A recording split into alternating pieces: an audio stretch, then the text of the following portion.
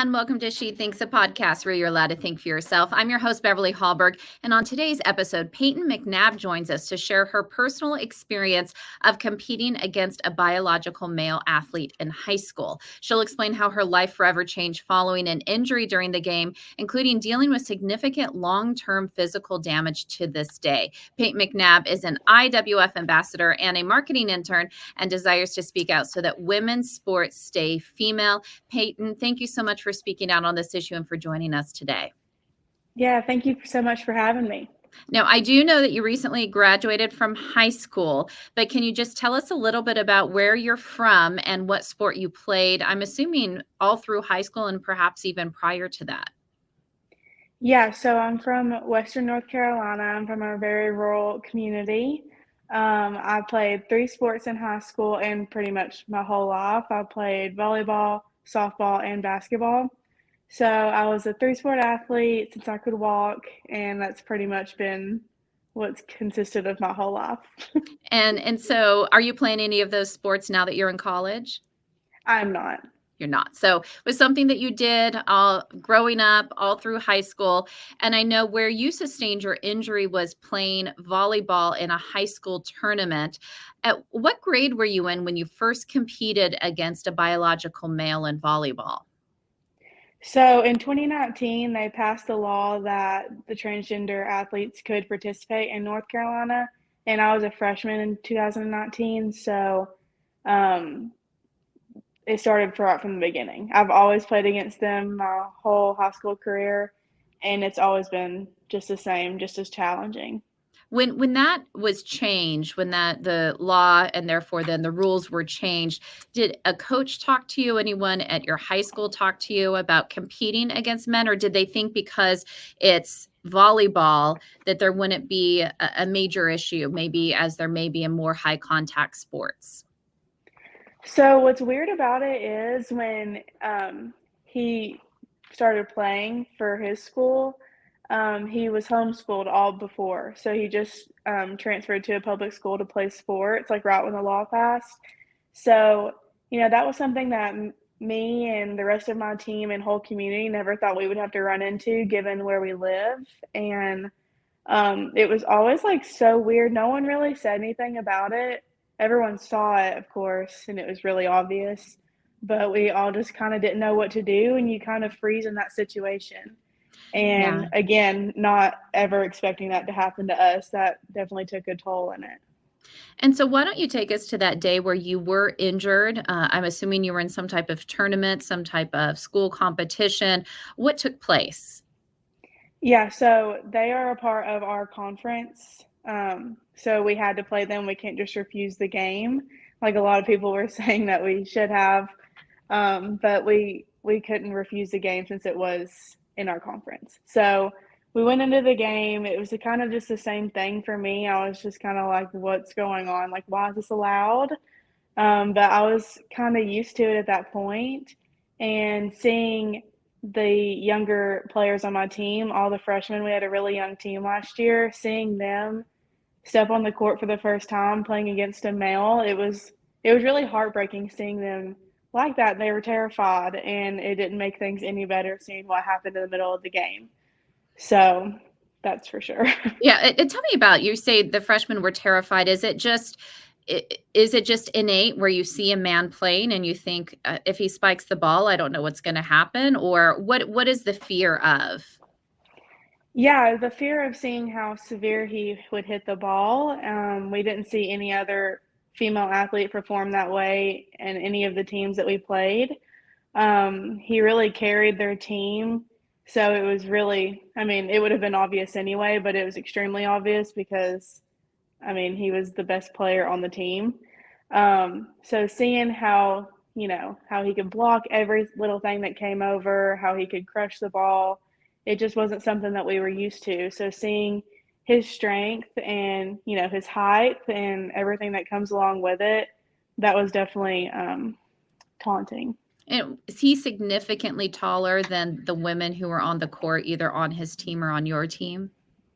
He wasn't like a Leah Thomas, but he definitely was taller. I mean, he was a taller player for sure. Um, we had tall players on our side as well, but obviously they didn't have the same vertical as him. Yeah. So he's able to jump higher. I'm assuming able to spike the ball more strongly, all those types of things, correct? Yeah, absolutely. And so take us to the specific injury itself. How did you get injured? So going to cover the block and get the tips, I was severely hit in the face, and it caused me to go unconscious for about 30 seconds. I was lying in a fencing position, and everyone that swarmed me didn't really know what I was doing, so they were trying to push my legs down and my arms, but they would just come back up. And if another word for that is posturing, and it's just how the body reacts to a brain injury. So I was out for about 30 seconds. After I came to, the trainer asked me, do you know what just happened to you? And I responded with, yeah, that boy just hit me in the face. So he was kind of taken aback by that comment. He rushed me off the court. He did one little quick exam on me, and he said I was good to go and could go back in to play. Thankfully, my coach and my athletic director did not let that happen, because who would have known what would have happened if I went back in. And then fast forward a few days, I had to go to my primary doctor. Well, we were going to go to the hospital that night, but the protocol for a concussion in North Carolina, I think they just tell you to wait a few days to see how bad it gets before you go to the doctor. And it just kept getting more severe by the day. So I went to my primary doctor. She immediately referred me to the neurologist. And I just went from there. They told me everything that was wrong with me, and pretty much just proved how severe my injuries were. So what were they able to find when they did? I assume they did some type of brain scan or figured out the pressure in your head. I'm assuming there were a lot of different tests. How severe was the injury to your head? So my head was severely swollen. I actually had to get my glasses retightened later on, because it had stretched my glasses frames like so far. So yeah, my head was severely swollen. I had a small brain bleed, and then a concussion that came along with it that just made me suffer from a bunch of things that I'm still trying to get through today. I have cognitive issues, vision problems. School is a lot harder than it was before, and it's ever been for me. So I'm having to get extra help at school, which is really frustrating. And, there's just a lot of things that come with that. I also have permanent whiplash, which sucks, but I go to the chiropractor weekly to kind of get that figured out. So it definitely messed up my body, and it's still trying to get back to how it was. So in other words, it's not that there's not a day that goes by where you're not dealing with some type of fallout or effect, I should say, over this injury, Mhm. correct? Absolutely. It might be small things, but it still is really, like, impacting my life. And Absolutely. No, yeah. major things, like even you're saying struggling to concentrate. When you have brain injuries like this, it affects you in Yeah. so many ways. Going back to the injury itself, when you woke up after being unconscious for 30 seconds, you said that boy hit me, or when they ask you, do you know what happened? Was it that he hit the ball and the ball hit your face? Did his hand come over the net? What were you hit with? The ball. Yeah. The ball. I wasn't blocking. I'm not tall enough to even touch the top of the net, so it's never I've never blocked, and I was the setter. So I was just in that position to get tips, because that's what's worked for every other team that we played. But it didn't work for Do you, that one, obviously. do you have any idea how fast the ball was going when he hit it? Is there any way to tell? It was about 70 miles per hour. Yeah. Wow. And I'm really surprised that somebody had to step in on your behalf, the coaches, that you were told by the medical personnel there. I forget how you referred to that individual as. Do you think that there was a reason why he or she said, go back into the game, you're fine? I mean, that just seems ridiculous if you're unconscious, and especially when you Yeah. said your limbs were going up. Is it that there was fear that it would come back on this boy who was playing against you? Yeah, I think that had something to do with it. I know, like, from the past, getting like a sprained ankle, or like turning your ankle or whatever, that the trainer always tells you, just might as well just sit out for the rest of the game, especially when it has something to do with your head. Right. So I think it was definitely something that would have caused him to have that reaction. And so I know you've talked about the physical injuries that you've sustained. What about some of the mental aspects of this? I'm sure that this isn't just physical. Is it how is your anxiety, depression, anything along those lines based on this? Yeah, so that's probably been the hardest thing for me to get through. I've never been someone that's really suffered from anxiety or really depression. I just haven't, I don't know. And through this, I've experienced it a lot more, and it's been really, really hard for me. And I've, reached out and tried to talk to people about it. And my family and my friends have been super supportive of me and helpful in any way they could. So they're really helping me with that, and which I'm forever thankful for, because I just, it's been really hard to try to go through this because, again, that's not something that I've had to really deal with in the past. Is there anything that you heard from the school or from the other team or from this boy himself? Any apologies, acknowledgments, any help with medical bills, anything along those lines? No, there's been no help from the school. They kinda just, I don't know, I went to the volleyball game because our girls this year actually won conference for the first time in 4 years, and I think that's, not really a coincidence. First time in 4 years they haven't had a boy on their team. But, I went to that game, and it was just kinda weird, the tension was weird. The individual, he did reach out to me, and it was about a week after I spoke out for the first time in April. He just sent me a little message on Instagram, and there was no remorse, it was no sympathy, it was just a little rude comment, and Really not an that's it. apology, but something No. rude. Yeah. I'm so sorry. So let's go to you speaking out. So I know that in when was it? In April, I think you said you testified before the North Carolina General Assembly alongside someone who we've had on this program, Riley Gaines. She's an advocate Mhm. as for the passage of the Fairness in Women's Sports Bill. How did you get connected with IWF, and why did you decide to speak out? So it all kinda happened in a blur. My parents said they weren't gonna force me to do anything I didn't wanna do. I knew it was the right thing, so that's why pursued it, but, they said they were gonna wait till I was 18, and then they would let me decide. So people were trying to figure out who I was for months and get any leak that they could on the story, but no one was saying anything. And then, um, NC Values actually reached out to me, and they met with me before, and they kinda helped me get there and everything. And, that's when I spoke out for the first time, was with them, and they still are. They're incredibly helpful, and I love them so much and everything they do for me. So they reached out to me first, and that's when I spoke up. I didn't realize it was gonna blow up the way that it did overnight, but I knew that I had to speak up right then because the bill was trying to get through. So I did, and I wouldn't have been able to do it if it wasn't for the Lord, because He got me through that. And I spoke up, and then IW just kind of pulled me in. Raleigh was already with them, and they're a great program as well, and I'm very blessed to be a part of their team.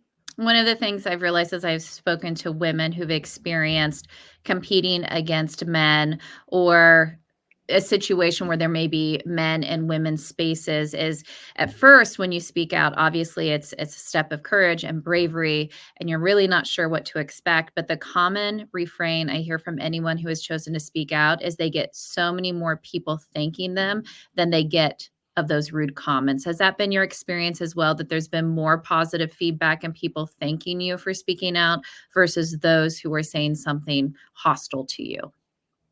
Yeah, absolutely. I always say that because the amount of support is overwhelming compared to the hate comments. And then when you see the little hate comments and messages, I mean, they just don't make any sense half the time. So it really doesn't bother me. Yeah, what do you think when somebody says that you're discriminating against people that you're a transphobic person. What do you say in response, or what do you think? How do you handle those comments?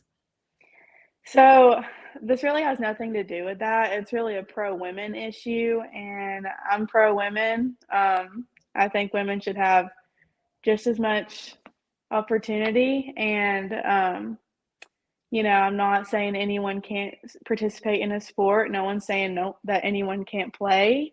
They're just saying that you need to stay in your, I guess, like, lane, and just so everyone is safe. I mean, it's a fairness issue, it's a safety issue, and it's a common sense issue. I don't really know what else Yeah. to say to that. Yeah, I mean, it seems so obvious to so many of us. But I know one of the comments that you hear, and you even see this with the NCAA and a lot of their guidelines. When you have a male who's received cross-sex hormones, they're tested for their testosterone levels, and they're only allowed to compete if their testosterone is a certain level. But I would argue that, and you can share anything that you want to share on it. It doesn't change their height. If they've gone through puberty as a male, it doesn't change their height, their lung capacity, their muscle strength. I'm assuming not many women could hit the ball as hard as he hit it when it hit your face, correct? Yeah, absolutely. Before I touch on that, I do need to mention the men's volleyball net is 7 inches higher, for a reason. Yeah. So just put that out there. But I did about not know the that. Thank you. That's helpful to know. Yes. yes, so that plays a part into it. But I think it does not matter how many hormones you take, you will never be a woman. It's just not the way you were made, and I hate to break it to you, but that's just the way it is. The bone structure it'll never change. Your size of your hands will never change. The size of your lungs will never change. So, it really doesn't matter. And I honestly don't think that they're testing for the testosterone like they say they are. Um, but I don't know that for sure, but that's just my opinion. And even if they are, it will never change that they're What do not a you, man. what do you foresee your medical care and costs being like in the future for you? So it's already been incredibly expensive. We're barely able to afford it, and we're not doctor people because my dad is a paramedic, so we never have, like, really went to the doctor, and now we're having to go all the time, and so that's been a really big change for me as well. Um, so all of that and all the bills and the chiropractor appointments, that all does add up, but Yeah. I do need to take care of myself, so it's okay.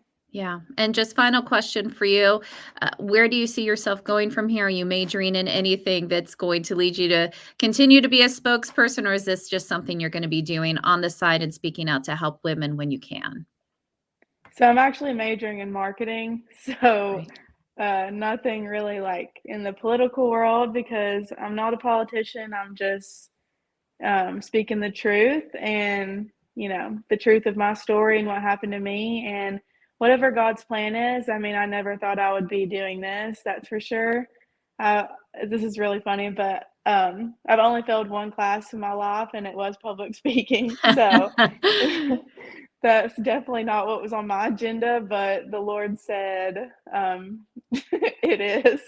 So I'm just going to do whatever He leads me to do and hopefully help as many girls as I can. I'm very blessed that North Carolina has taken the step to, protect the women in my state and my sister and my cousins, my teammates, my future daughters. They're not going to have to worry about it in North Carolina. So all glory to God, and I'm thankful for that. And I'm just going to keep pushing until not one other female athlete's going to have to worry about this. Well, you can send this episode to your public speaking teacher who failed you, just to show him or her what you're doing today. But we really do appreciate you sharing your story. Of course, all of us wish you a full recovery, for God to heal you, for you to continue to thrive in life, and just for the pain, for the cognitive struggles, and just even for the anxiety and depression that comes along with it, for that to be alleviated. So we pray that for you. And I just thank you so much for being part of IWF as one of our ambassadors and speaking out. And also thank you so much for joining She Thinks today. Payton McNabb, IWF ambassador, thank you so much for joining us. Thank you so much for having me. And thank you all for joining us. Before you go, IWF does want you to know that we rely on the generosity of supporters like you. An investment in IWF fuels our efforts to enhance freedom, opportunity, and well-being for all Americans. So please consider making a small donation to IWF by visiting iwf.org/donate. That is iwf.org/donate. Last, if you enjoyed this episode of She Thinks, do leave us a rating or review. It does help. And we'd love it if you shared this episode so your friends can know where they can find more She Thinks. From all of us here at IWF, thanks for watching.